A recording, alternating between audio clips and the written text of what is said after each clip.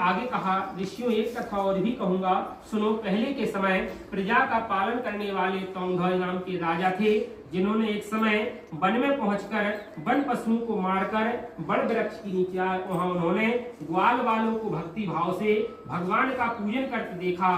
राजा देखकर भी अहंकार में बहा नहीं गया, ना ही नमस्कार किया। जब ग्वाल वालों ने भगवान का प्रसाद उसके सामने रखा तो प्रसाद को त्याग कर अपनी सुंदर नगरी को चला गया।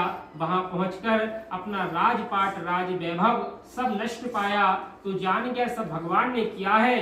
पर वही स्थान पर पहुंचा और ग्वाल वालों के संग में जाकर विधि पूर्वक भगवान का पूजन प्रसाद खाया। खाकर अपने नगर में पहुंचा तो देखा कि उसका राजपाट पुत्र आदि सब पहले जैसा था वैसा हो गया। फिर दीर्घ काल तक सुख भोग कर अंत में स्वर्ग लोक को चला गया।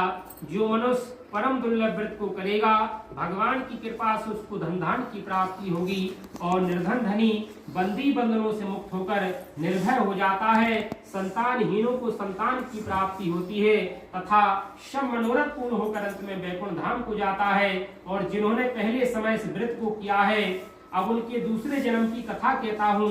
वृद्ध सतानन ब्राह्मण ने सुदामा का रूप लेकर श्री कृष्ण भक्ति कर मोक्ष को प्राप्त किया। महाराज उल्का मुख नाम के राजा दशरथ हुए, जिन्होंने रंगनाथ का पूजन कर एवं श्री रामचंद्र भगवान को पुत्र के रूप में प्राप्त कर मोक्ष को प्राप्त किया। साधु नाम के व्यास ने धर्मात् सत प्रतिज्ञा राजा मोरध्वज बनकर अपने पुत्र का दायां अंग चीर कर एवं भगवान विष्णु को समर्पित कर मोक्ष को प्राप्त किया। महाराज शंभु मनु हुए, जिन्होंने भगवान की भक्ति कर बहुत से लोगों को भगवान भक्ति में लीन कर मोक्ष को प्राप्त किया।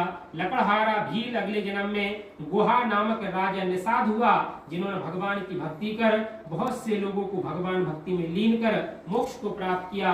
और ग्वाल बाल गोपगण हुए, जिन्होंने राक्षसों का संहार कर मोक्ष को प्राप्त किया। इति श्री सत्यनारायण व्रत कथायाम पंचमो अध्याय समाप्तम। प्रेम से बोलिए सद्देव भगवान की जय।